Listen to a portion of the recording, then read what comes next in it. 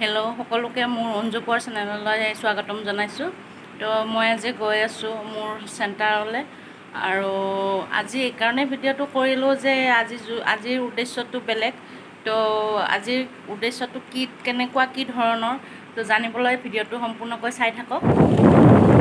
তো আমি গৈ আছোঁ আজি চেণ্টাৰত গছপুলি ৰোৱাৰ বাবে আৰু আমি এতিয়া GPS কেমেৰাৰ দ্বাৰা আমি গছপুলি ৰুই পেলাই আমাৰ নিজৰ চেক্টৰত জমা দিম। তো GPS কেমেৰা লাইট আপোনালোকে প্ৰথমে প্লে' ষ্টৰত ডাউনলোড কৰি ল'ব। লৈ পেলাই তাৰপিছত আপোনালোকে GPS কেমেৰা অন কৰি পেলাই উঠালে আপোনাৰ লোকেশ্যনটো তাতে ট্ৰেক হ'ব। যিটো লোকেশ্যনৰ পৰা আপোনালোকে ফটোটো উঠাইছে সেইটো উঠি যাব।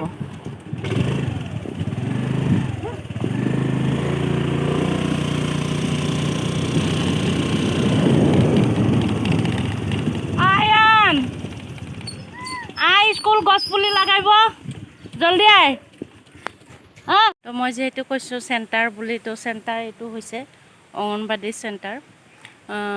এইটো মোৰ চেণ্টাৰটো এতিয়া বনাই আছে, সম্পূৰ্ণ হোৱা নাই। তো আমি এতিয়া আজি মোৰ এই চেণ্টাৰটো বনাই আছে Mahatma Gandhi national rural employment governance actor আধাৰত। তো এয়া দেখিছে, এয়া আধাৰতে এই চেণ্টাৰটো বনাই থকা হৈছে। হয়তো আৰু 6 মাহৰ ভিতৰত হয়তো কমপ্লিট হৈ যাব এই ঘৰটো। তো তেতিয়া আমি ইয়াতে সুন্দৰকৈ আমাৰ নিজৰ বাগিচাখন আমি সজাই ল'ব পাৰিম। তো আজি আমি গছপুলি লগাব লাগে, কিন্তু আমাৰ চেণ্টাৰটো সম্পূৰ্ণ হোৱা নাই বাবে আৰু ইয়াৰ চাৰিসীমাটো সম্পূৰ্ণ হোৱা নাই বাবে, যিহেতু ছাগলী গৰু ইয়াত দেখিছে ইয়াতে বিচৰণ কৰি ফুৰে, সেয়েহে আমি মানে এতিয়া ইয়াতে গছপুলিটো ৰোপণ নকৰি এই আমাৰ চেণ্টাৰৰ সন্মুখতে লাগি থকা যিটো আমাৰ লেবাৰ কোৱাৰ্টাৰ আছে, য'ত আমি বৰ্তমান ক্লাছ কৰি আছোঁ। তো আমি বৰ্তমান যেতিয়ালৈকে আমি তাত ক্লাছ কৰি থাকিম, তো সেই গছপুলিখিনি আমি তাতে ৰোপণ কৰিম।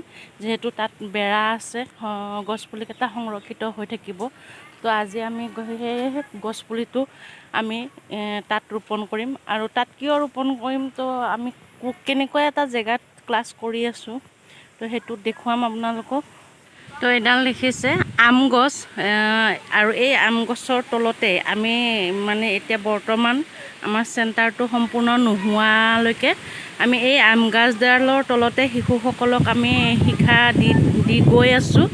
আৰু এতিয়া দেখিছে ইমান ধুনীয়া বতাহ বলি আছে, এই গছডালৰ তলত বহিলে আপোনাৰ উঠিবৰ মন নাযায়, ইমান ধুনীয়া, দেহাটো হাত পৰি যায়। সেইকাৰণেই হয়তো গছপুলি সকলোৱে ৰুব লাগে। আৰু যিহেতু এডাল আম গছ, তো সময়ত ইয়াৰ পৰা ফলো খাব পাৰি আৰু সময়ত এই গছডালে আপোনাক ছাঁ দি আপোনাক ৰক্ষা কৰিব গৰমৰ উত্তাপৰ পৰা। সেইকাৰণে গছপুলি ৰোৱাটো অত্যন্তই প্ৰয়োজন। আৰু এনেদৰে আমি গছপুলি ৰুই পেলাই GPS কেমেৰা লাইটৰ দ্বাৰাই আমি ফটো উঠাই পেলাই নিজৰ চেক্টৰত আমি ফটোসমূহ জমা দিছোঁ। আৰু তো এনেদৰে শিশুসকলে খুব উৎসাহেৰে দেখিছে পানী আনি গছপুলি দিছে আৰু ৰুইছে। তো ভাল লাগিছে পোৱালিকেইটাৰ উৎসাহ দেখি পেলাই। এয়া টিফিন বাতিত পানী আনি দিছে। এইটো দিয়া